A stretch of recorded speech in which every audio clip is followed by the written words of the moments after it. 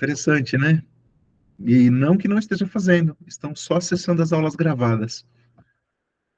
E ainda me dão feedback. É interessante, né? Porque a pessoa não pode sábado de manhã estar lá participando do curso, acessando o material, assistindo às aulas, mas não pode estar aqui. Eu, como sou mais velhinha, professor, eu gosto desse ao vivo, sabe?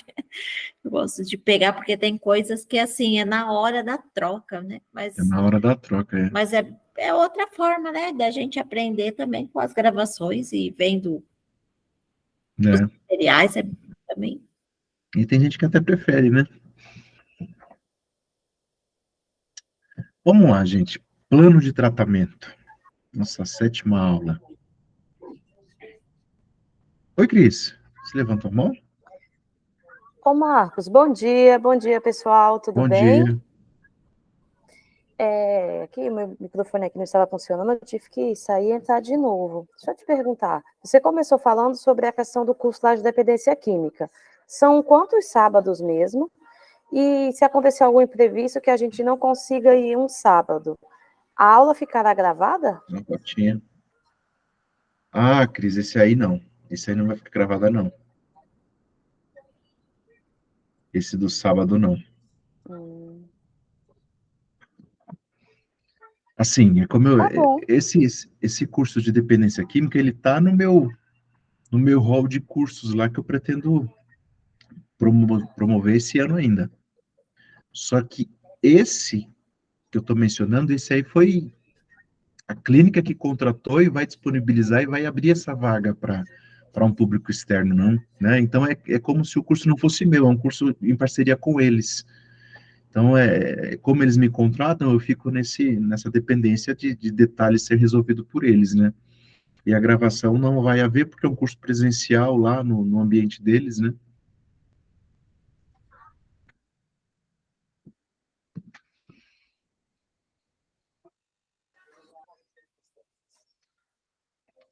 Bom, eu passo Entendi. detalhes assim que eu Obrigada, passo Marcos. detalhes assim que eu tiver, tá? Espero que em breve. Tá bom. Bom, gente, plano de tratamento, nossa sétima aula. Tem muita coisa importante para nós conversarmos aqui hoje. E você lembra, né, quando a gente faz essa analogia aqui, um mapa para a viagem sobre o que nós estamos falando? Se não lembra, não tem problema, a gente lembra agora.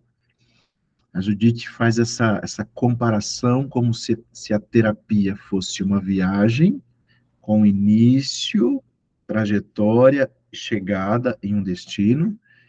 E para eu seguir essa trajetória, esse caminho adequado, certo, que me auxilia a chegar àquele destino, eu preciso de um mapa. Senão eu tomo os caminhos errados, eu entro por ruas erradas, eu uso paradas técnicas erradas ou inadequadas. Esse mapa que me dá a direção para esse plano de tratamento, para essa trajetória que vai me auxiliar a chegar junto com o meu cliente naquele destino que combinamos, que decidimos, é a conceitualização cognitiva. É ela que vai me dar quais serão as principais técnicas, quais serão os manejos, quais serão o tom de voz que deve ser usado, qual será o meu estilo, qual será as habilidades que eu precisarei usar com esse cliente, como o exemplo que eu mencionei há pouco para vocês. À medida que a gente vai ficando mais experiente e melhor na conceitualização, a gente vai preenchendo com mais relevância esse mapa, essa trajetória toda, né? E essa questão de ficar mais experiente, puxa, não se preocupem muito com isso, viu? É como a própria Judite fala, aos poucos, aos poucos. A gente vai estudando, a gente vai fazendo formação, muita leitura, a gente vai treinando. Isso não significa que nós teremos, assim, condições de fazer a conceitualização cognitiva do nosso cliente já muito rapidamente, vamos desenvolver um plano de tratamento muito rapidamente e está tudo lindo e maravilhoso, porque Nem sempre será assim. Mesmo quando você for uma terapeuta com 10, com 15, com 20 anos, talvez, de atuação. Mas nós vamos treinando, nós vamos ficando mais hábeis, né? Nós vamos... Esse, por exemplo, que eu mencionei, que nós estamos na segunda sessão, eu não tenho a conceitualização cognitiva dele com muita clareza ainda. Eu tenho a conceitualização cognitiva, que está lá com o sinalzinho de interrogação, mas já me serve como um mapa para esse plano de tratamento, para essa viagem que eu estou fazendo com ele. Esse contato que tivemos por mensagem de WhatsApp, opa, isso já me diz algumas coisas que serão abordadas na sessão, junto com ele, sugeridas para item da pauta. Tá? Vamos lá. Atingindo objetivos terapêuticos. E quando falamos de objetivo, gente, é nós definirmos objetivos com os nossos clientes. O que percebo, né? O que eu identifico muito. Tem muito terapeuta cognitivo-comportamental que às vezes confunde um pouco a necessidade de atingir, de estabelecer e de atingir o objetivo, e ele vai meio que atendendo sessão após sessão, conversando sobre o que o cliente traz sessão após sessão, mas não tem muita clareza de qual é o objetivo, tanto da sessão como daquele processo terapêutico. Quando você estabelece os objetivos terapêuticos para aquele processo junto com o seu cliente, isso te dá até mais segurança, maior clareza, fundamentação daquilo que você está fazendo. Mesmo que esse objetivo ainda o cliente, puxa, não sei se é bem isso, acho que é isso, não tem problema se depois nós revermos esse objetivo. Mas é importante que a gente converse sobre isso com o nosso cliente, estabelecendo objetivo terapêutico. Veja, a gente não está conversando hoje sobre um plano de tratamento? Sobre planejar um tratamento? Não sei se faz sentido para você, mas veja, quando a gente fala de fazer um planejamento, a gente não está visando um objetivo. A gente faz um planejamento para alcançar algo, né? A gente estabelece um plano visando alcançar algo, que é atingir o objetivo terapêutico que foi ali combinado de forma colaborativa com o nosso cliente. E aí, para isso, nós precisaremos desenvolver uma aliança terapêutica sólida. E você lembra, né? Que é um princípio da terapia cognitivo-comportamental. Para nós estabelecermos uma aliança terapêutica sólida, nós precisamos treinar e desenvolver habilidades rogerianas. Lembra? Quais são as habilidades rogerianas? Congruência, compreensão empática, aceitação positiva. Eu preciso, para estabelecer uma aliança terapêutica sólida, eu preciso conhecer, ir conhecendo o quanto antes a conceitualização cognitiva do meu cliente, para que eu possa ir manejando esse processo, essa relação, inclusive da contratransferência. A Judith menciona a contratransferência, que é um termo muito da psicanálise, mas ela menciona aqui para o terapeuta cognitivo-comportamental também manejar isso. Veja, se meu cliente tem uma crença muito arraigada de desvalor, que o faz se sentir insuficientemente bom, e ele vem e manda uma mensagem para mim pelo WhatsApp, e eu não manejo isso porque eu não sei qual é a sua crença, ele pode se sentir muito desvalorizado.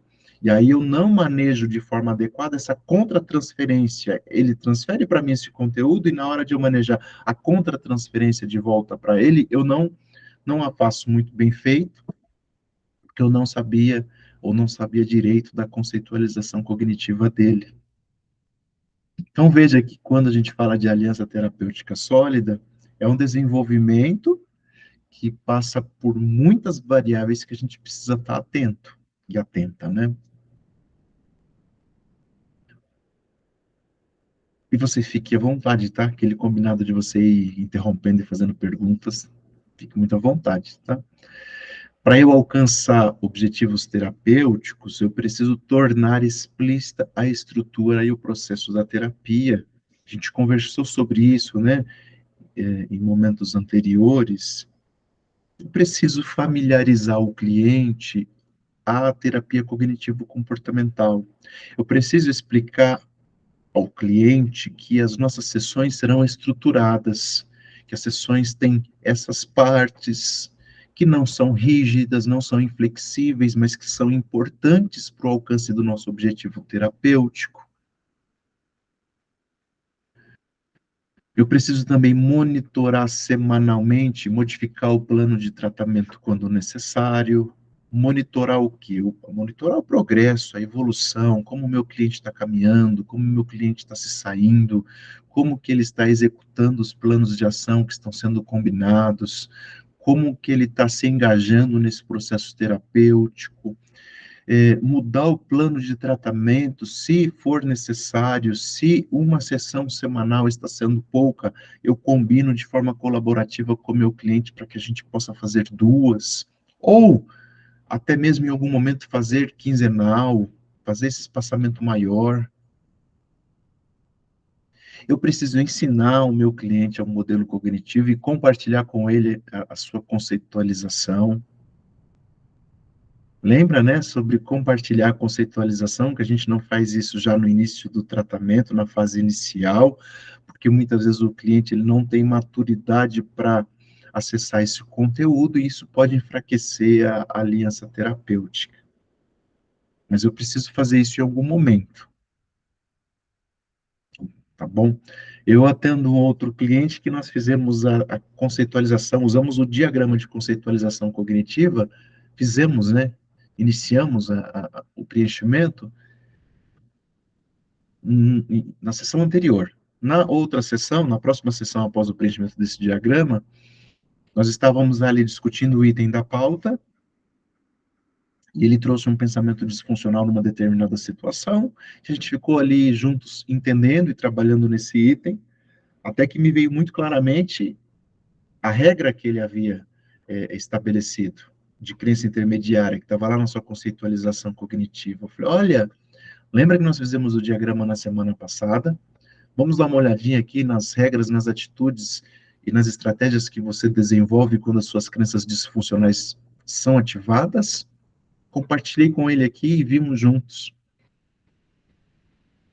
É importante, né? Eu preciso estar atento para aliviar o sofrimento por meio de uma variedade de intervenções, incluindo a reestruturação cognitiva, a solução de problemas, treinamento de habilidades. Eu estarei continuamente, a cada sessão, monitorando a evolução, mas também como que está o humor do meu cliente, como que ele tem se saído, e usarei nas sessões intervenções, técnicas, planos de ação entre as sessões, para que o sofrimento dele seja aliviado. Para alcançar o objetivo terapêutico, eu também preciso aumentar o afeto positivo, criando oportunidades para experiências significativas, prazerosas, fortalecedoras do domínio e ou sociais. Olha que interessante isso. Para nós alcançarmos os objetivos terapêuticos que foram definidos de forma colaborativa com o nosso cliente, nós precisamos auxiliá-lo no aumento de afetos positivos, de modo que ele possa experienciar oportunidades que sejam significativas e prazerosas. Quais oportunidades? Em sua vida diária, coisas que ele faça, atividades de lazer, atividades de relacionamento com a família, atividades de estudo, atividades de ações que ele faça, que ele seja bem-sucedido, e a gente reforce e enfatize isso durante as sessões. Para alcançar o objetivo terapêutico, nós precisamos desenvolver e fortalecer crenças adaptativas. Lembra que, às vezes, o cliente vem com crenças desadaptativas, disfuncionais, o nosso objetivo no processo é reestruturar sua cognição para substituir essas crenças desadaptativas por crenças adaptativas. Nós precisamos estar fazendo isso e fortalecendo essas crenças, porque muitas vezes numa fase inicial, até numa fase intermediária, as crenças desadaptativas ainda estão muito fortes. E aí, quando você tem uma crença adaptativa, é importante que você a fortaleça e a enfatize, para que essa crença adaptativa ela possa ganhando força também, para nós irmos substituindo aquelas crenças desadaptativas. E nós vamos ensinar o nosso cliente a usar a terapia cognitivo-comportamental e outras técnicas e generalizar o uso das técnicas e motivá-lo a usá-las no futuro. O que é isso? Né? Nós vamos ensinar o nosso cliente para que ele utilize as técnicas que ele está aprendendo. Por exemplo, o meu cliente, é importante que ele saiba, independente da sessão, lá no momento que ele está lá no sábado à noite, numa festa com a família, que ele monitore as suas emoções e quando as suas emoções caírem muito, tiver ali presente muita emoção negativa, ele saiba identificar os pensamentos que estão presentes naquele momento mesmo ele saiba questionar e substituir esses pensamentos. É importante que ele saiba aquela célebre frase, né, do Beck: se os nossos pensamentos forem limpos e claros, nós estaremos melhor preparados para alcançar os nossos objetivos. O nosso cliente ele vai ser ensinado a fazer isso no seu dia a dia. Tá bom? Oi, Cris. Esses objetivos terapêuticos, quem define é o psicólogo, né? Não. E quando que eu defino isso? Não. O cliente vai me trazer e a gente junto vai definir? Definir, A gente vai definir junto. E às vezes o cliente, ele nem sabe o objetivo para aquele processo. Às vezes ele traz um problema. E a gente vai ajudá-lo, e sempre de forma colaborativa. Tá? A gente vai conversar sobre isso hoje, a mudar esse problema para um objetivo. Em que momento esse objetivo é definido? Já no início. Eu sugiro que a gente faça isso já na sessão de avaliação. Eu costumo fazer assim.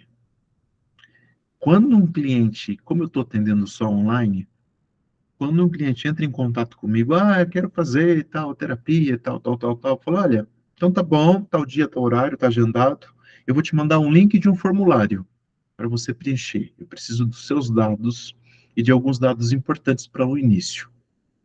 Nesse formulário, que é um formulário de Google Forms, tá lá os dados pessoais dele, que eu solicito, mas tem lá uma pergunta: metas para terapia. Nesse momento, quando ele preenche esse formulário, que ele coloca as metas dele para terapia, eu já anoto isso lá no prontuário, para depois eu trazer isso para ele na sessão de avaliação e retomar na sessão na primeira sessão.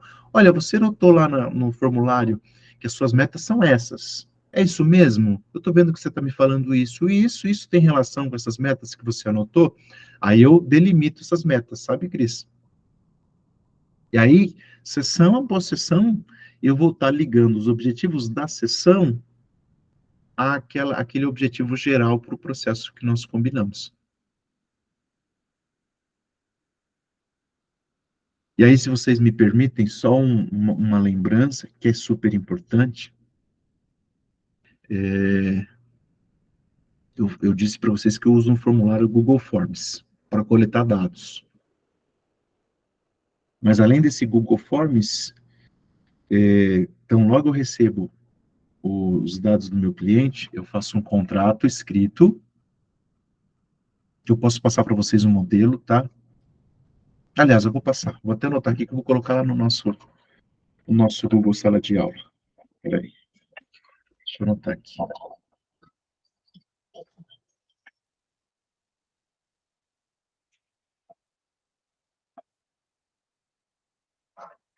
Modelo de contrato. Eu faço um contrato. Nesse contrato eu especifico qual vai ser o valor da sessão, qual dia será, qual horário será. Eu coloco lá o meu referencial teórico. Eu coloco todos os dados do processo terapêutico. E aí, se vocês quiserem, eu mostro ele para vocês hoje, tá? E depois eu compartilho lá com vocês. E aí eu envio para o meu cliente esse contrato já assinado por mim. Como que eu assino esse contrato? Antes eu tinha lá uma assinatura que eu fazia, aí colocava PNG e colava a minha assinatura. Agora eu assino com o gov.br. Eu não pago o serviço de assinatura eletrônica. Então eu vou lá na minha conta gov.br, que acredito que vocês tenham. Se não tem, é importante ter também, né? Tudo que você precisa de alguma atividade do governo, você vai precisar usar essa conta. E você tem a condição de colocar uma assinatura digital através desse site. Eu envio para o meu cliente por e-mail o contrato e uma cópia do código de ética. E aí ele vai me retornar com um contrato assinado por ele. Por que a cópia do código de ética? Porque a última resolução que aborda o serviço de psicoterapia, que eu me esqueci se é a 13, se eu não me engano é a 13 de 2022. Deixa eu ver aqui, só para eu não falar, eu estou confundindo com a 31, CFP 13 de 2022. Isso, é a 13 de 2022. A resolução 13 de 2022, ela menciona essa necessidade de você enviar uma cópia do código de ética para o seu cliente. Se ele vai ler, se ele não vai ler, aí é outra coisa. Mas você está ali tendo uma conduta ética, sabe? E desde o Google Forms que ele preencheu, até os dados que eu coloquei no contrato, eu também vou usar um prontuário eletrônico, porque a gente tem obrigação de fazer o registro escrito, não é opcional, é obrigatório.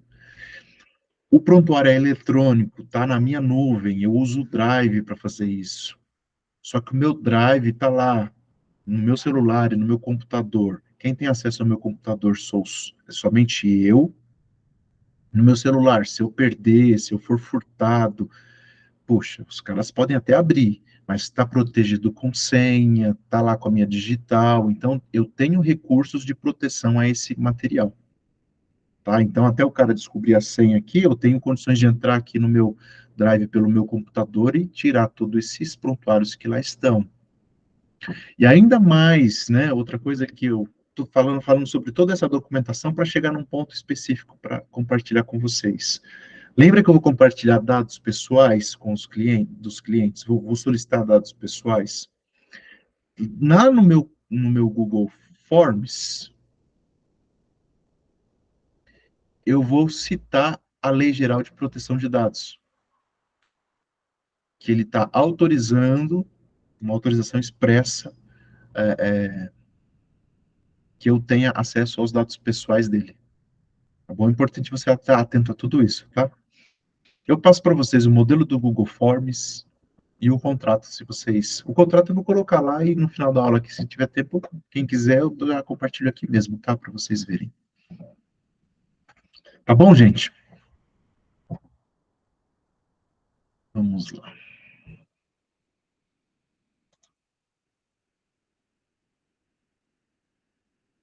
Ah, tem tanta coisa para a gente conversar que eu gostaria de passar para vocês. O recibo também eu passo para ele. A cada pagamento que ele me faz, eu faço um recibo. Eu passo o modelo para vocês também. Tá? Um recibo bem simples, que eu faço lá no Canva, tem lá meu logotipo e tal, mas é um documento importante. Porque aí você precisa lembrar uma coisa, tá? A gente precisaria... Tem um curso também que está no hall lá, só para falar sobre essas questões todas, viu? Mas eu acho que é muito, muito útil, por isso que eu já adianto aqui para vocês. Você, quando atende como psicóloga, como profissional autônoma, uma profissional liberal, você precisa recolher os impostos sobre o serviço de qualquer natureza, você precisa ter lá um cadastro na prefeitura municipal, lá onde você vai trabalhar, ou pelo menos você precisa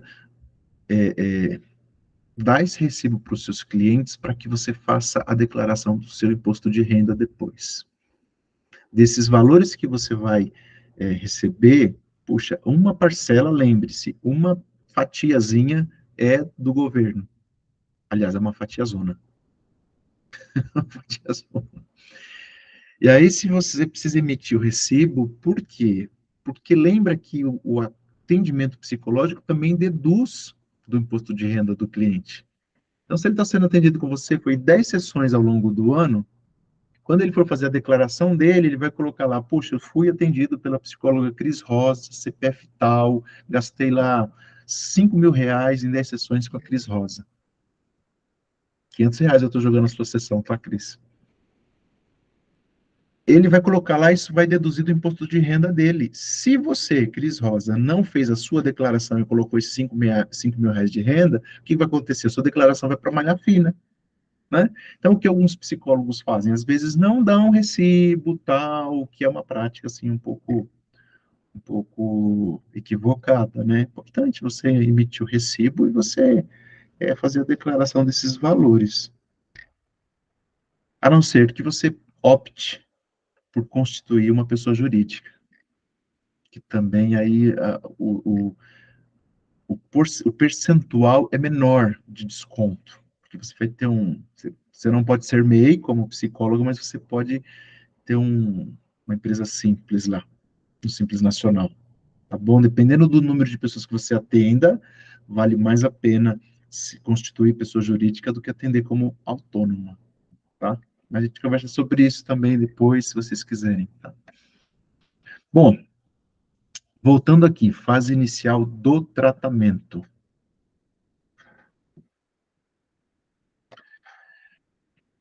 Fase inicial, tá?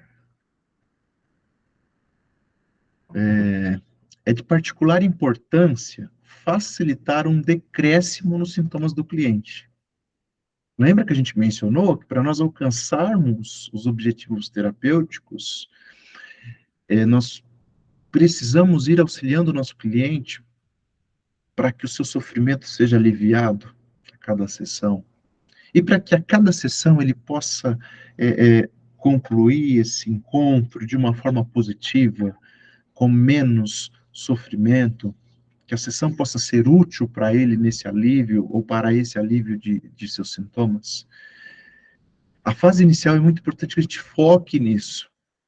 Puxa, meu cliente muitas vezes vem para um processo terapêutico para autoconhecimento, porque tem um objetivo específico lá de falar em público, de melhorar suas relações interpessoais, de melhorar o seu foco nos estudos, enfim, um objetivo muito específico, mas muitas vezes ele vem no início do tratamento com um alto nível de sofrimento, por conta de um evento, por conta de alguma coisa que está acontecendo, enfim, esse sofrimento muito alto, é importante que você, terapeuta, no início, nessa chamada fase inicial, foque em diminuir, no decréscimo desses sintomas.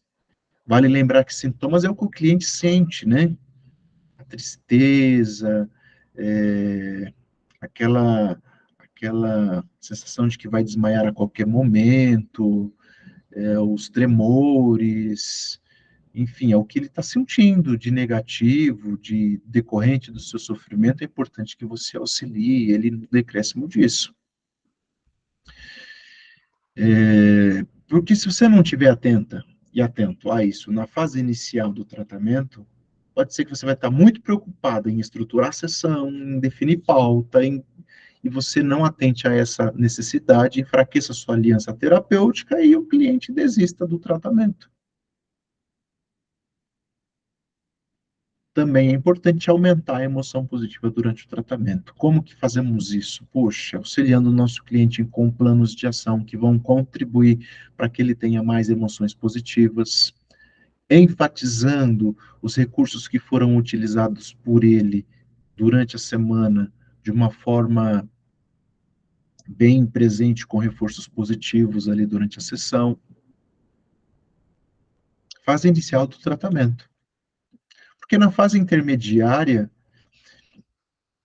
e eu não estou falando de número de sessões, tá bom? Veja que a gente está aqui, fase inicial, fase intermediária, fase final. Na fase intermediária, Na fase inicial, eu comecei aliviando os sintomas, aumentando as emoções positivas, e na fase intermediária, nós vamos focar na substituição das crenças desadaptativas por crenças adaptativas.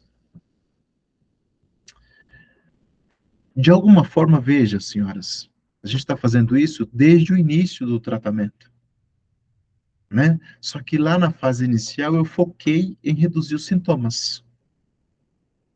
Meu cliente talvez não tenha maturidade terapêutica para eu compartilhar conceitualização cognitiva com ele, ele não tem maturidade ainda para eu falar sobre suas crenças nucleares disfuncionais, mas ele precisa muito reduzir esses sintomas. Fase inicial. Fase intermediária, eu já tenho uma aliança terapêutica mais sólida, ele já tem maturidade terapêutica para nós compartilharmos a sua conceitualização cognitiva, ele já tem maturidade para eu mostrar para ele quais são as suas crenças nucleares disfuncionais, para que a gente vá substituindo essas crenças por crenças adaptativas, alcançando a sua reestruturação cognitiva.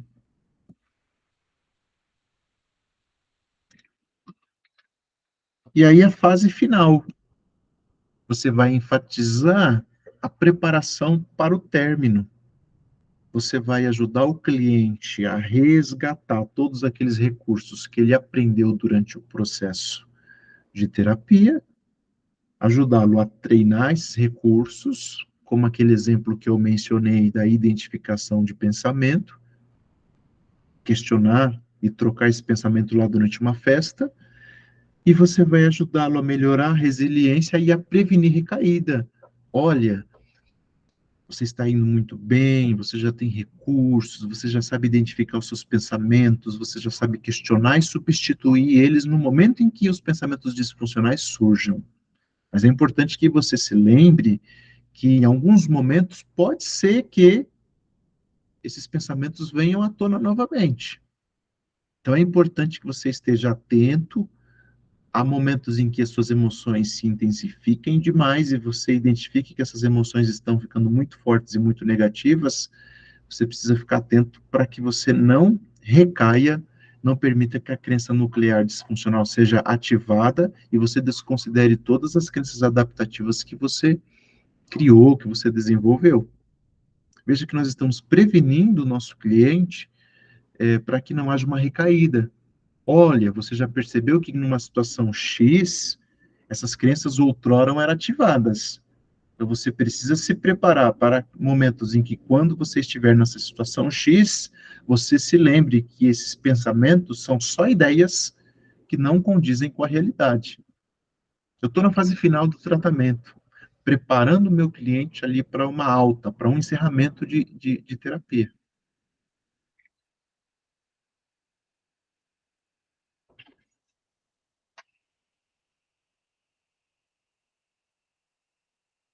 Nesse momento, o cliente ele já está mais ativo, mais engajado na terapia. Nesse momento, o cliente mesmo é de se esperar que ele defina a pauta, ele já conhece a estrutura, ele já inicie, já fazendo lá uma verificação de humor e uma atualização sobre como foi sua semana. Ele já fala, puxa, ô Luísa, eu gostaria de falar sobre isso hoje. Ele já está identificando a pauta, ele já começa a trabalhar na pauta. Ele já vai falar para você próximo do final da sessão, opa, olha, a gente está com 40 minutos, eu gostaria de pensar no que a gente vai fazer, no que eu posso fazer ao longo da semana. Você pode me sugerir alguma coisa? Esse cliente já está fazendo anotações sobre a terapia e ele mesmo, como eu disse, está aqui criando já os seus planos de ação. Fase final, tá bom? E veja, mais uma vez, que a gente não está falando de um número de sessões. O número de sessões vai depender do caso, dos objetivos de cada caso, de cada indivíduo. Então, você pode estar falando de 20, de 10, de 15, de 20, de 30 sessões, dependendo do caso, do protocolo de atendimento que você tem. Uma pessoa com um transtorno de personalidade, por exemplo, puxa, talvez vai demandar um número bem maior de sessões. Tá? Naquele contrato que eu mencionei para vocês que faço, eu coloco 20 sessões, como padrão. Tá? Mas às vezes o plano de tratamento é de 10, é de 15. Às vezes é de 25, às vezes é de 30. Aí eu coloco 20 como padrão, a não ser que eu tenha muita certeza de que aquele plano vai ser de 30, eu coloco 30, mas como padrão eu coloco 20. Se acabar antes, ok. Se passar, depois eu faço um novo contrato.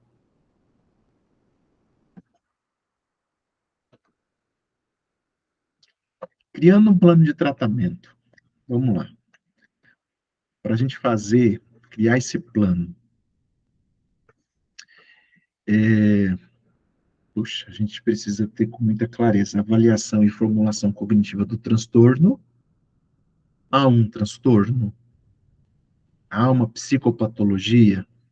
Ou porque ele já veio encaminhado por um outro profissional com um diagnóstico, e aí um médico lá, um psiquiatra, deu um diagnóstico X e falou, olha, procura um terapeuta cognitivo comportamental. E aí você precisa considerar essa formulação cognitiva desse transtorno para você criar esse plano de tratamento.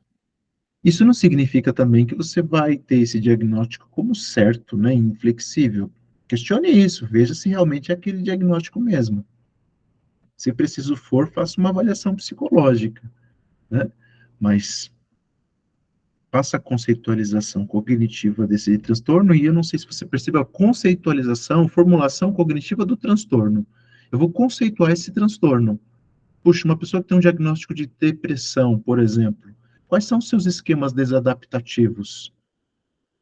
Percebe? Pode ser uma pessoa que está lá chorando frequentemente, pode ser uma pessoa que está lá buscando isolamento, que tenha dificuldades de se relacionar com outras pessoas, está sem vontade de sair, está sem vontade de tomar banho, de se alimentar. Você faz a formulação cognitiva desse transtorno para você desenvolver esse plano de tratamento. Alguém levantou a mão? Andréia? Professor, eu só queria voltar uma etapa. Quando essa Claro. pessoa é direcionada por um profissional psiquiatra, e aí ele colocou lá um CDF qualquer, e você não tem ainda, porque é o primeiro, você está estabelecendo ainda o vínculo, né? A primeiro contato com aquela pessoa. Pode-se voltar ao passo inicial e a gente estabelecer uma etapa antes de começar o processo psicoterapêutico para realmente ver se você vai estar de acordo com aquele CDF que foi apresentado e que ele tenha realmente aquela disfunção cognitiva ou transtorno que está sendo inicialmente apresentado? É isso que o senhor disse que pode ser feito? Então, eu volto para uma avaliação diagnóstica e estabeleço algum período para análise para reafirmar ou para descaracterizar aquilo que inicialmente foi proposto? Uma ótima pergunta sua, Andréia. Depende muito do contexto e das condições que eu tenho para fazer isso. Porque se o cliente ele passou lá em consulta com um psiquiatra, o psiquiatra deu um diagnóstico, olha, você precisa fazer uma terapia cognitivo-comportamental. Procura um psicólogo, mas esse psicólogo precisa ser terapeuta cognitivo-comportamental, e isso é muito comum, viu? Diga-se de passagem. E aí o cliente vem e chega até você. Poxa, esse cliente está buscando um serviço de psicoterapia. Né? Para a gente ofertar um outro serviço, eu posso ter dificuldades. Mas eu posso, e aí eu acredito que isso seja mais viável, fazer a sessão de avaliação, seguir as sessões estruturadas, 1, 2, 3, eu já estou fazendo a conceitualização cognitiva, eu já estou conhecendo melhor o meu cliente, eu já tenho condições ali de fazer uma avaliação prévia sobre, e levantar hipóteses, né, sobre se aquele diagnóstico realmente procede ou não. Havendo dúvidas maiores, puxa, eu posso utilizar dentro desse processo alguns testes, alguns instrumentos que vão me dar maior clareza sobre aquele diagnóstico. Ou se não houver dúvidas, realmente me parece que esse diagnóstico é certo, eu vou seguir o meu plano de tratamento com base nesse diagnóstico. E nesse meio de caminho que eu disse, na sessão de avaliação, primeira, segunda, sendo possível, e aí também seria uma outra variável que depende de outras questões, fazer uma conversa com esse psiquiatra que encaminhou, se for possível, é claro, né? Às vezes nem sempre é, às vezes foi um psiquiatra lá de um serviço público que você nem tem acesso. Mas tentar, se for um psiquiatra particular, fazer uma conversa por telefone, uma videochamada, para entender melhor. Isso demonstra profissionalismo, competência e vai auxiliar o cliente bem mais, com certeza. Eu questionei, professor, porque eu trabalho com corretora de seguros na área de benefícios e a gente atende bastante essa demanda, né, de convênio médico, e às vezes a pessoa passou num pronto-socorro, foi atendido em 15 minutos, não estou desmerecendo e desqualificando o atendimento do médico que estudou, inclusive minha filha estuda também, então não é desmerecendo aquele que avaliou, mas muitas vezes é um protocolo muito rápido, né? A pessoa entra e tem que sair com um CID para poder emitir um determinado diagnóstico para dar uma medicação e não está devidamente orientado, né? Então, é só esse questionamento mesmo. André, infelizmente, sem a gente fazer juízo de valor nenhum, isso acontece muito. Acontece muito. 5 minutos de conversa com o médico, com o psiquiatra, a pessoa chega a você com um diagnóstico, com uma prescrição medicamentosa. Então, me parece muito importante que a gente tenha essa sensibilidade já para não ir rotulando e já ali, não, tem o diagnóstico tal, vamos fazer um plano de tratamento assim, por conta desse diagnóstico, porque senão a gente seria muito leviano até, né? Se a gente pega esse diagnóstico, vamos entender como foi dado, em qual contexto foi dado, se é um psiquiatra que acompanha esse cliente nosso, se é um psiquiatra que tem acesso a atendimento, se ou não, ou se ela foi lá no serviço público e em 5 minutos ela obteve esse diagnóstico, vamos entender isso para a gente desenvolver um plano de tratamento adequado para o nosso cliente. Na dúvida, se preciso for, dentro desse plano de tratamento que é de psicoterapia, a gente faz é como se fosse um mini protocolo de avaliação, sabe? Vamos fazer ali 5, 6 sessões com instrumentos, para a gente elucidar um pouco mais essas questões. Tá? Muito importante isso, gente, muito importante. Obrigada, professor.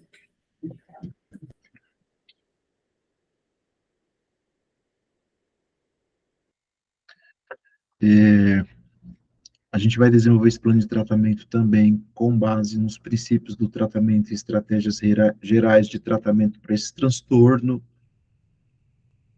O que é isso? Poxa, a gente está aqui conversando sobre fundamentos da terapia cognitivo-comportamental, fundamentos esses que serão usados para qualquer tipo ou com qualquer tipo de caso.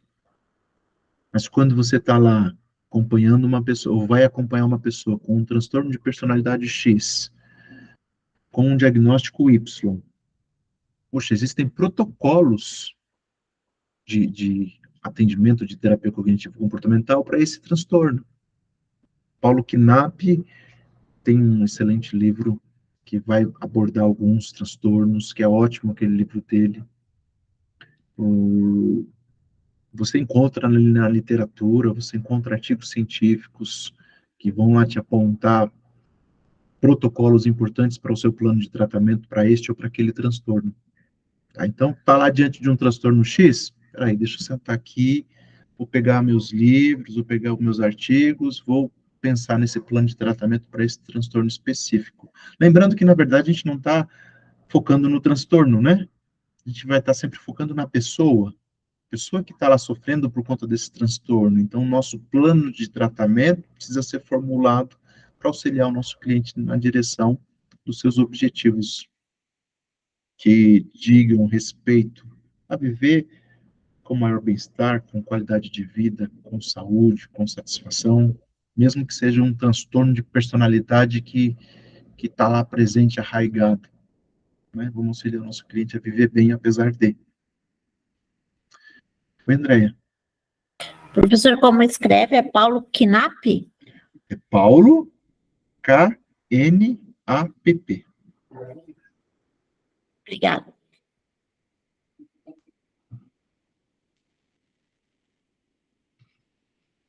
Vou colocar aqui, peraí. Paulo Knapp. Coloquei no chat.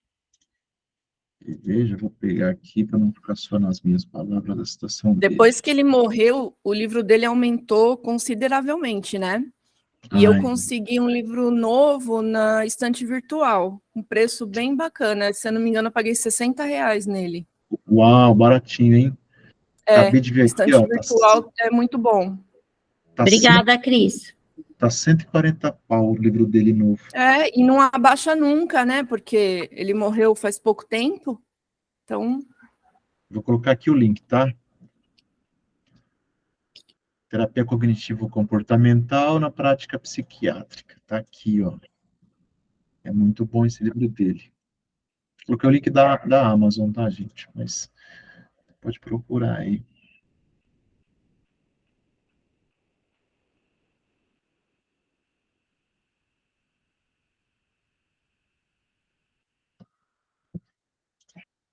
Deixa eu fechar aqui. Bom, a gente vai definir um plano de tratamento com base na conceitualização cognitiva do cliente sempre, né? Ela é o mapa, lembra? A gente vai definir esse plano de tratamento com base nas aspirações, nos pontos fortes, valores, senso de propósito do cliente. É importante a gente conhecer quais são as aspirações, os pontos fortes do nosso cliente, os seus valores.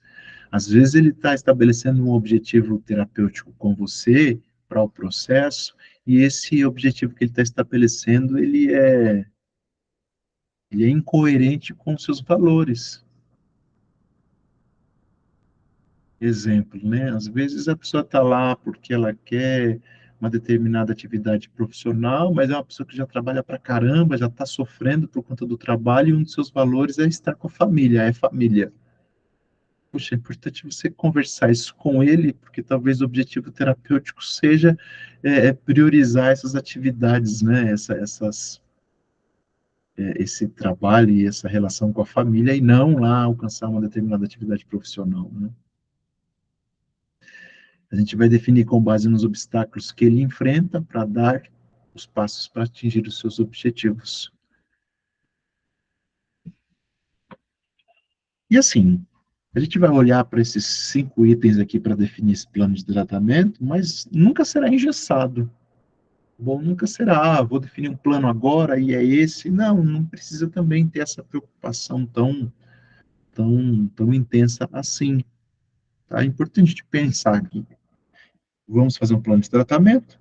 Existe uma fase inicial, uma fase intermediária e uma fase final. Se for um plano de 20 sessões, tenha lá mais ou menos ideia do que você vai fazer em cada uma dessas fases, para você auxiliar o seu cliente, né? Aqui eu trouxe um recorte da Judite. Acho que dá para visualizar, né? Assim. Plano geral de tratamento, olha, o que ela escreveu nesse plano exemplo. Reduzir a depressão, a falta de esperança e a ansiedade, aumentar o otimismo e a esperança.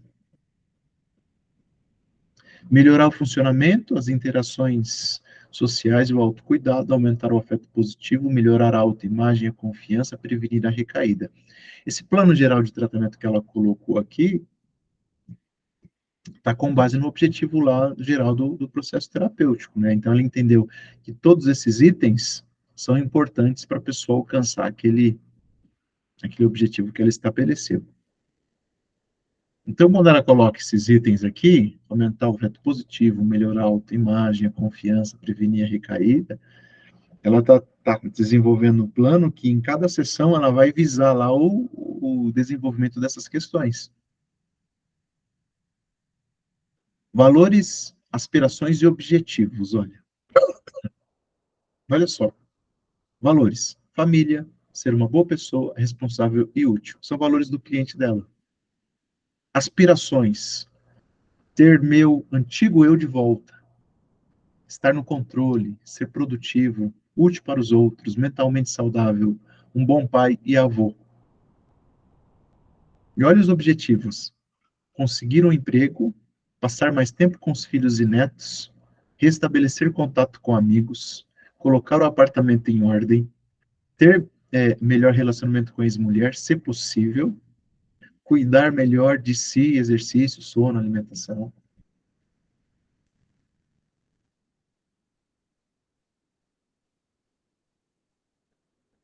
E os obstáculos potenciais.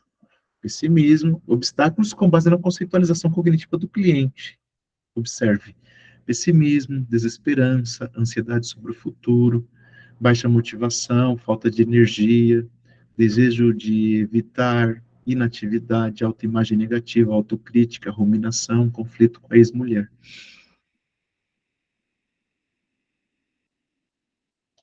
Então, sessão de avaliação. Primeira sessão. Puxa, você pode já ir rascunhando isso. Sabe, o plano de tratamento lá do seu cliente. Esses dados aqui, provavelmente lá na sessão de avaliação, no máximo na primeira sessão, você já tem sobre o seu cliente. Isso vai te dar um direcionamento bem importante para esse processo.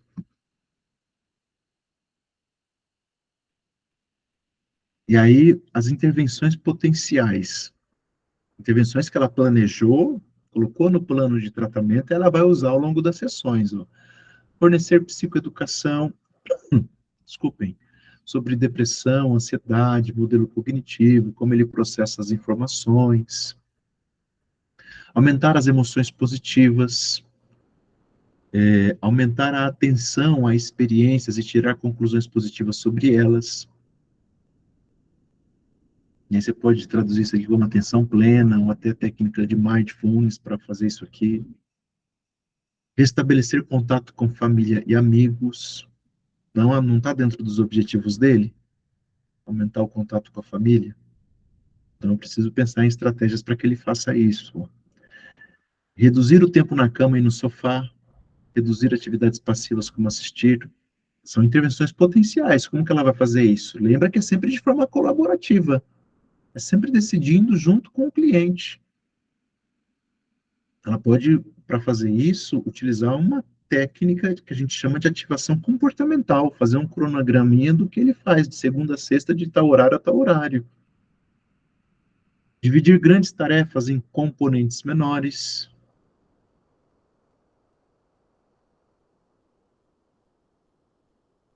Puxa, o que é isso? Pessoas que sofrem muito por antecipação, que catastrofizam, que acreditam, têm pensamentos disfuncionais de que certas coisas vão dar errada com certeza, muitas vezes elas pensam de uma forma, do pensamento do tipo 8 ou 80, sabe? E aí, eu vou ser reprovado lá no curso, com certeza, porque o curso tem um monte de coisa, um monte de leitura, um monte de coisa para fazer, um monte de atividade. Ela está pensando de uma forma 80. Ela pode dividir, você, terapeuta, vai auxiliar, né? Dividir essa grande tarefa que é ser aprovado naquele curso em pequenas tarefas. Como? O que eu posso fazer hoje? Eu vou fazer a leitura de uma página, amanhã a leitura de um artigo, depois você ajuda o seu cliente, como numa escadinha de progressão, a alcançar aquela grande tarefa agora dividida em pequenas. Dar crédito a si mesmo, lembra que a autoconfiança é uma questão aqui? Ela vai melhorar a autoimagem e a confiança no plano geral de tratamento, e o objetivo potencial é a autoimagem negativa, então eu preciso considerar aqui a necessidade de dar crédito a si mesmo. Examinar vantagens e desvantagens ao tomar uma decisão, como, por exemplo, se aproximar da ex-mulher. Avaliar e responder aos pensamentos e crenças disfuncionais usando descoberta guiada, questionamento socrático e experimentos comportamentais. Ensinar habilidades de mindfulness para reduzir a ruminação, solucionar problemas, especialmente obstáculos que possam surgir na semana seguinte, ensinar habilidades de comunicação, por exemplo, dramatizar interações com a ex-mulher e entrevistador para o emprego. Habilidades de comunicação. Eu vou ensinar isso para o meu cliente. Beleza, é uma intervenção potencial considerando o seu plano geral de tratamento. Então, eu posso usar umas técnicas de roleplay. Vamos lá, faz de conta que eu sou sua ex-esposa e a gente está se encontrando agora. O que você me diria? Estou treinando com ele essas habilidades, percebe? Ou faz de conta que eu sou o entrevistador lá da entrevista de emprego. Vamos lá, vou te fazer algumas perguntas. Para a gente treinar essas habilidades e para a gente, ao mesmo tempo, ir identificando os pensamentos disfuncionais que acontecem nessas situações.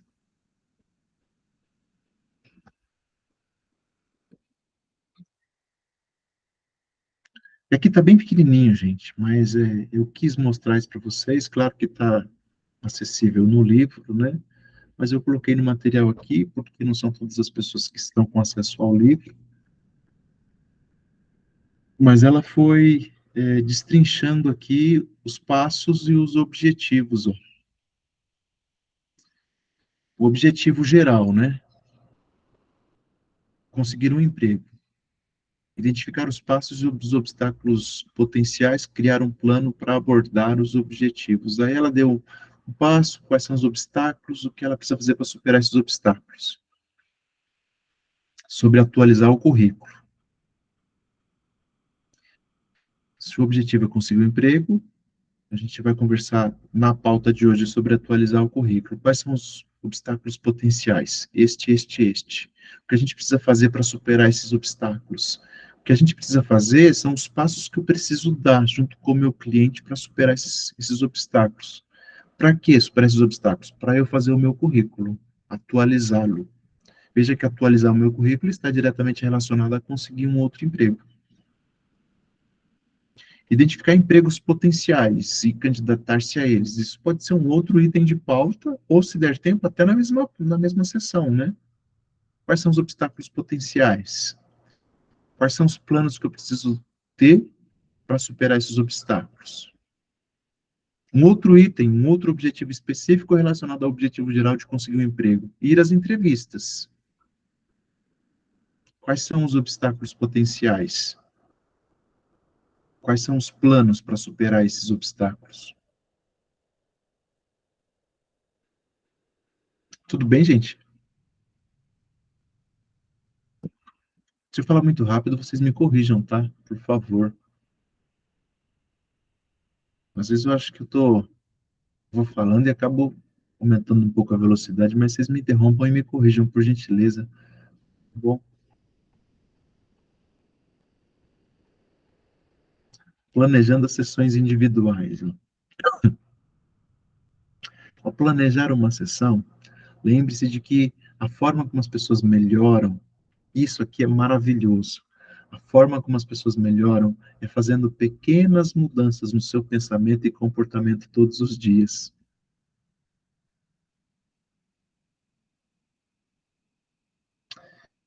E às vezes a pessoa vem com um sofrimento muito intenso, que é legítimo, que precisa de um suporte profissional e que você é o profissional que vai auxiliar a pessoa a melhorar, a diminuir esses sintomas, a aliviar esse sofrimento. Puxa, às vezes ela está sofrendo por um negócio que é gigantesco, então vamos fazer pequenas mudanças na forma de pensar, pequenas mudanças no comportamento. E aí é importante que você, terapeuta, faça perguntas, né, para si mesmo. O que estou tentando obter? E como posso fazer isso com mais eficiência? Sabe, considere mesmo todas essas questões, faça lá suas anotações, o seu plano geral de tratamento, faça lá, estabeleça os seus objetivos, escreva lá no prontuário do cliente, tenha esses formulários para te auxiliar, dar uma direção, para que a gente não fique no campo da sessão após sessão de conversa. Que é bom também, veja. Não estou falando que isso seja ruim, né? Mas isso não seria terapia cognitivo-comportamental.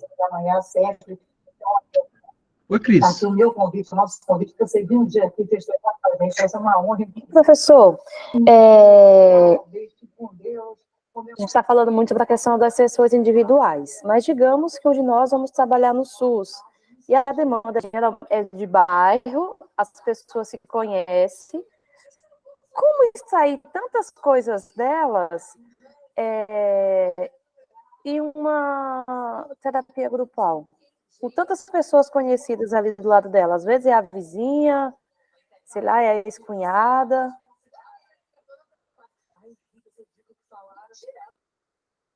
Você fala num atendimento de grupo, Cris?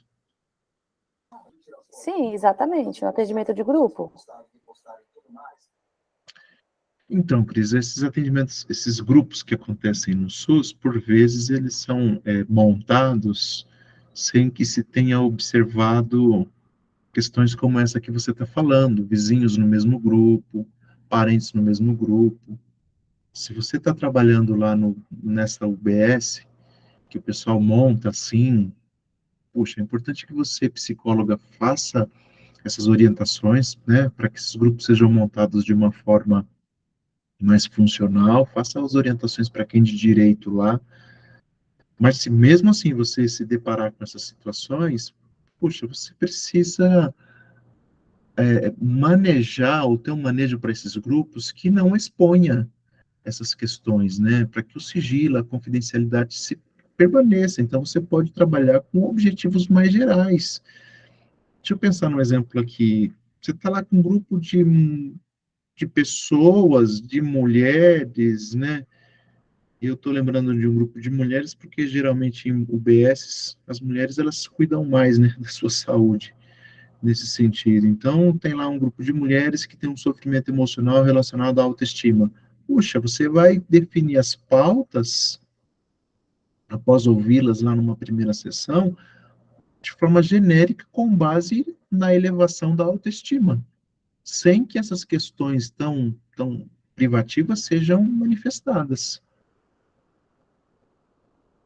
Se lá na UBS onde você está trabalhando, o grupo foi montado assim, sem esses devidos cuidados, né? Bom, professor, obrigada pela explicação. Não, sua pergunta é ótima, porque ele não tem condições de trabalhar com pessoas lá conhecidas, né? Assim, não tem, né? Você está atento a isso. Deixa eu colocar uma tomada aqui. Bom, obrigada.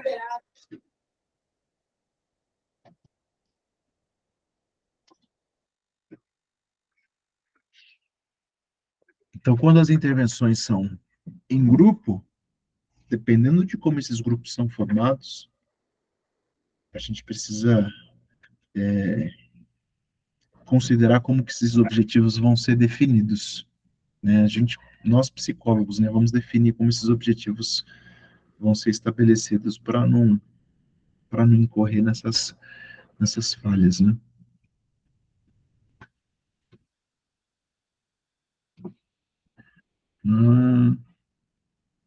Decidindo entre focar em um problema ou em um objetivo para todas, né?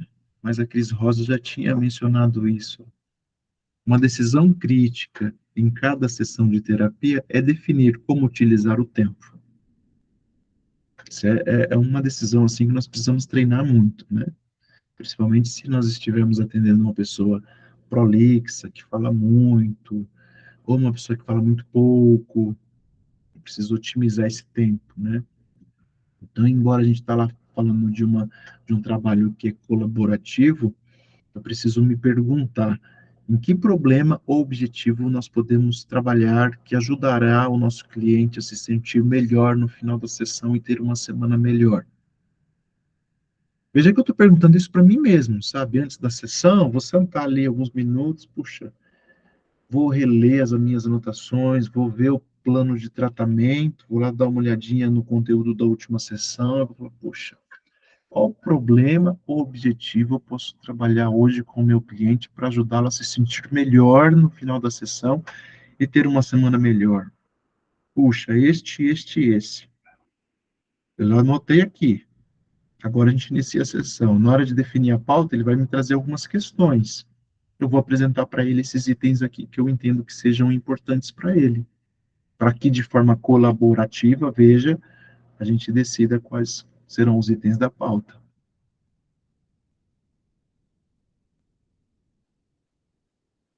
Transformando problemas em objetivos. O que é muito comum, o cliente vir para a sessão com problemas. E não tem nada de errado nisso. Eu tenho um problema, por isso que eu estou aqui, né? Por isso que eu estou aqui sendo atendido. Então, para a gente Vamos auxiliar o nosso cliente a transformar esses problemas em objetivos. Quando os clientes trazem um problema pela primeira vez, seja durante a definição da pauta ou posteriormente na sessão, você avalia a natureza do problema e o transforma em um objetivo. Tem um exemplo aqui na sequência. Ó.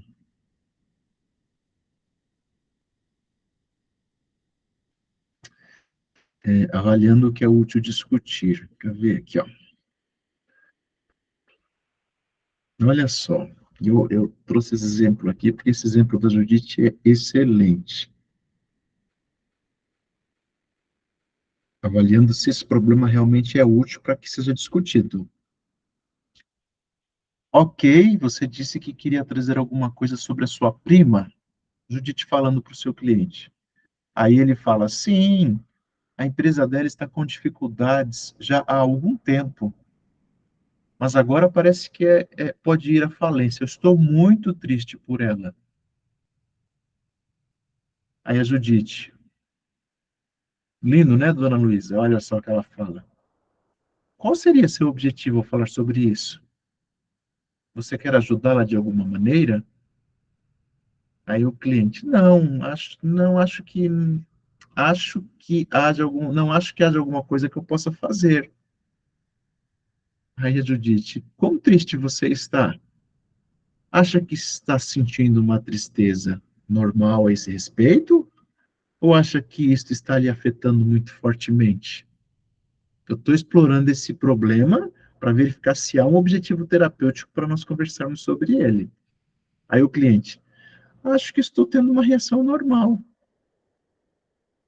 Aí a Judite, tendo avaliado que não se justifica um trabalho adicional sobre este problema, ela pergunta, mais alguma coisa sobre isso? Não, acho que não. Ok, lamento que isso tenha acontecido com sua prima, mas vamos voltar para o próximo item da sua pauta.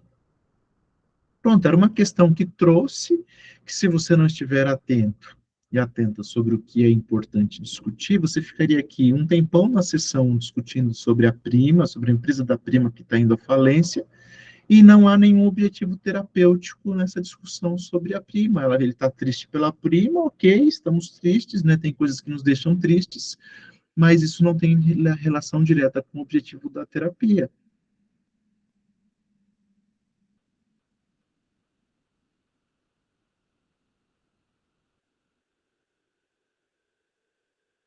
Entenderam isso aqui, gente? Isso é muito importante, hein? Porque isso acontece com muita frequência. E aqui nessa outra parte aqui, ó,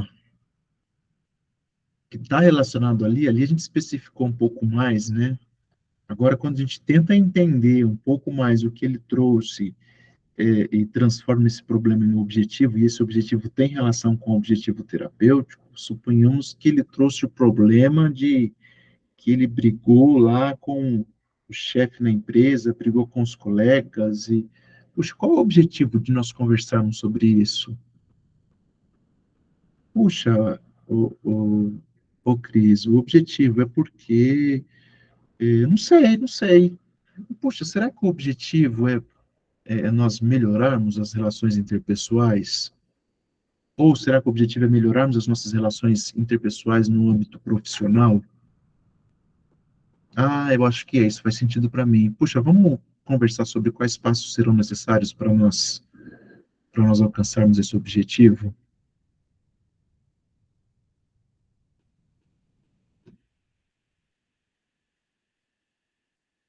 Foi. Interessante, não é, gente? Bom, ajuda. Oi, Andréia. Hoje eu estou tagarela, professor. Imagina, por favor.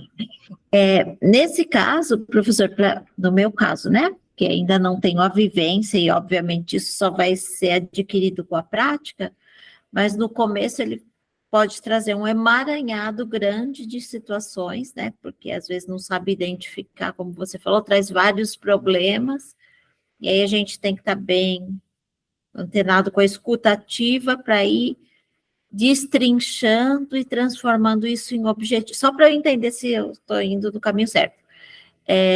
destrinchando isso, transformando em objetivos para poder estruturar direitinho as sessões. É mais ou menos por aí? Perfeito, perfeito. Dependendo do tipo de cliente que nós estamos atendendo, pode ser alguém que fale muito pouquinho, né, que não traga tanto problema assim, aí a gente precisa ajudá-lo a definir os objetivos terapêuticos, a partir do que o motivou a estar ali no atendimento, ou se for uma pessoa que fala muito, que vai trazer uma série de problemas, uma série de questões, um dia fala sobre a esposa, outro dia fala sobre o vizinho, e aí faz aquele emaranhado de coisas, você precisa estar atento, como você disse, com uma escuta ativa, para auxiliar ele lá na definição desses objetivos. Por isso que o objetivo terapêutico da sessão, ele vai permear o nosso plano de tratamento, senão a gente fica meio que patinando, sabe? Fica ali, vai numa sessão, ouve, ouve, ouve, vai na outra, ouve, ouve, ouve, e as sessões ficam nesse fluxo de ouvir as queixas e os problemas, aí na outra ouve as queixas e os problemas, na outra ouve as queixas e os problemas, e aí, como eu disse no começo, né, peguei aquele termo da psicanálise, a gente vai só alimentar o conflito do nosso cliente, pois nós não estamos trabalhando no sentido de alcançar os objetivos do processo terapêutico, e ele está encontrando no espaço terapêutico, na sessão, um espaço de fala, que pode até ser bom, né? Mas não é um processo de terapia cognitivo-comportamental para auxiliá-lo no alcance dos seus objetivos. Vamos destrinchar isso mesmo, mas assim, como eu disse há pouco também, puxa, a gente vai precisar exercitar muito, né? Porque com alguns clientes isso não é tão simples. Principalmente com os que falam muito, isso dá um pouco de trabalho, então a gente precisa treinar isso.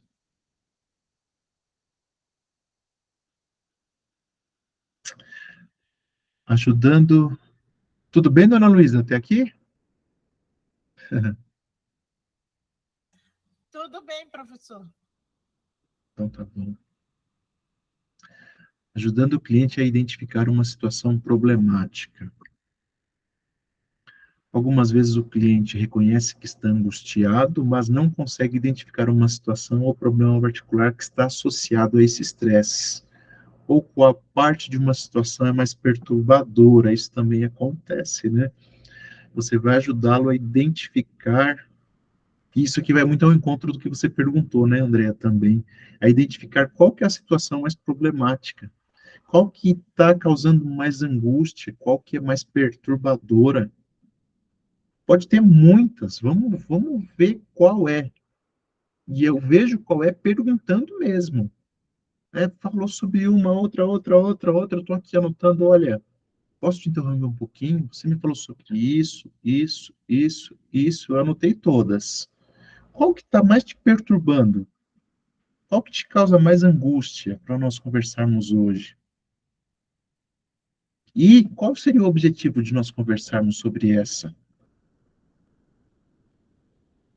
Para que a gente vá identificando os pensamentos que estão por trás desse sofrimento emocional nesta situação.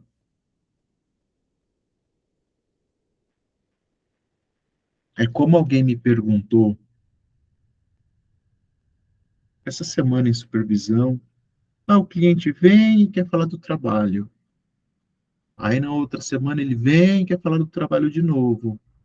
E ele sempre está falando do trabalho. Então, o problema está no trabalho? Eu falei, não necessariamente. O problema está no modo como ele tem interpretado, percebido esse trabalho. A gente precisa entender qual que é o objetivo, qual que é a questão de percepção sobre essa situação que é o trabalho. O trabalho é uma situação problemática, mas veja que não é o trabalho em si, é a maneira como eu interpreto esse trabalho. Quais são os pensamentos disfuncionais que estão acontecendo, estão presentes quando eu olho para o meu trabalho e tenho uma perturbação emocional, me sinto angustiado, me sinto triste, me sinto com raiva, enfim. Então, a gente vai estar ali discutindo uma situação problemática, focando na reestruturação cognitiva. Né? Senão, a gente corre o risco de discutir a situação, sugerir o que ele pode fazer naquela determinada situação, e perde o foco da reestruturação cognitiva. Isso é um risco muito grande. Ah, meu trabalho é assim, assim, assim, aí na outra sessão meu trabalho é assim, assim, assim, a gente já atribui o problema só ao trabalho e a gente vai falar, não, então faz isso, isso, isso. Aí pronto, a gente já caiu na armadilha de falar o que a pessoa tem que fazer, que não é o nosso objetivo, né?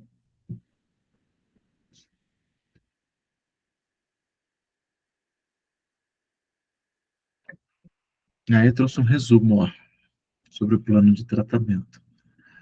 Os objetivos abrangentes do tratamento são facilitar a remissão dos sintomas, dos transtornos do cliente, aumentar o seu senso de propósito, significado, conectividade e bem-estar, construir resiliência, prevenir recaída. Objetivos abrangentes do tratamento. Para atingir esses objetivos, você e eu, terapeutas cognitivos, precisamos ter um entendimento sólido dos sintomas atuais e do funcionamento do cliente. Entenda funcionamento do cliente como conceitualização cognitiva, tá bom? Precisamos entender quais são suas aspirações, seus valores, seus objetivos, seus problemas presentes, os eventos precipitantes, sua história e diagnóstico, se houver. O plano de tratamento deve estar baseado na sua conceitualização em progresso, em desenvolvimento contínuo, em contínuo aprimoramento. E você deve compartilhar seu plano de tratamento com o cliente e obter feedback sobre. É importante planejar o tratamento tanto para sessões individuais quanto para todo o curso do tratamento.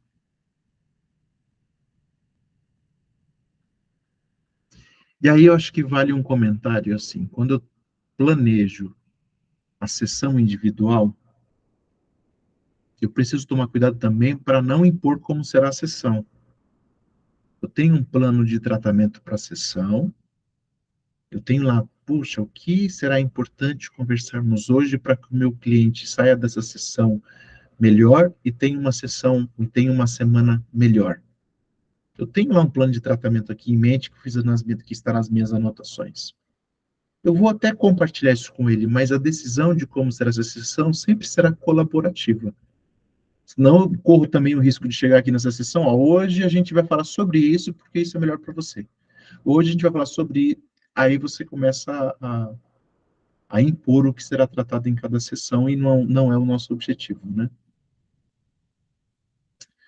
Tudo bem, gente? Perguntas, o material era esse. Vamos ver se tem alguma questão. Deixa eu interromper aqui o compartilhamento. A Cris tem uma. E aí, Cris?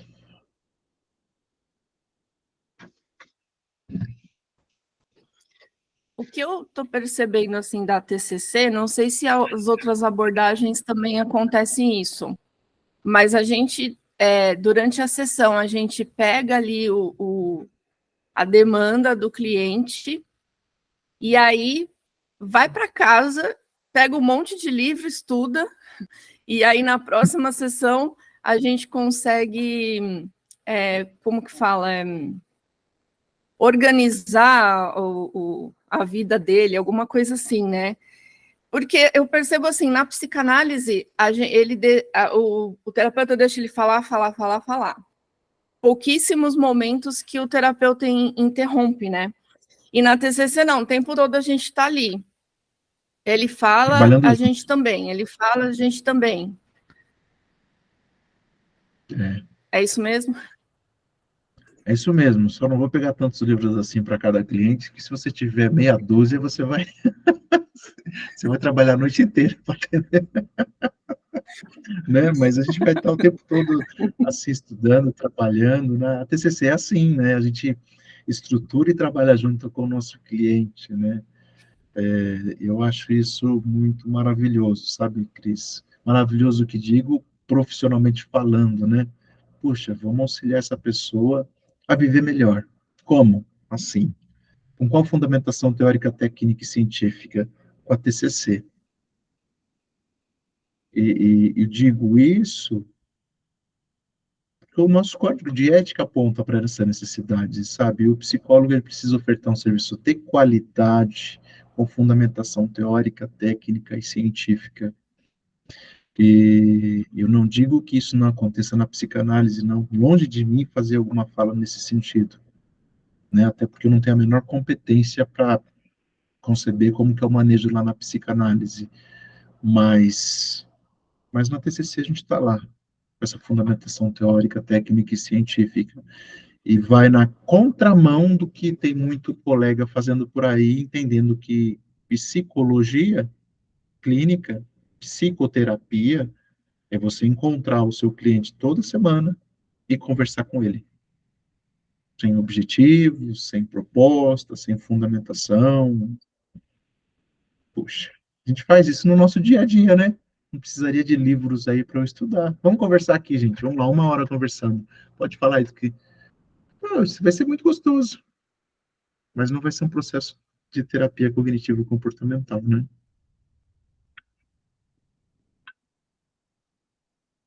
É isso. Pergunta, gente. Você viu as 4 sugestões de livros que dei lá, né, Cris? Aqueles 4 lá são ótimos, viu? Não precisa comprar de imediato, não, mas deixa na listinha lá para depois, quando puder. Eles estão disponíveis na biblioteca virtual, viu? Todos eles. Alguma pergunta, gente? Eu consegui alguns em PDF, aí eu tô estudando pelo PDF por enquanto. Mas o objetivo é comprar todos. Bom. Isso aí. Tá bom. A Cris. Cris. Tá bom, gente. Então, obrigado, viu? Desejo que vocês tenham um ótimo sábado, um bom final de semana. Eu vou ver se meu cliente resolveu fazer a sessão 11 horas ou meio-dia. E é isso. Obrigado, viu? Obrigada, professor. Obrigada, bom fim de Tchau. semana. Tchau.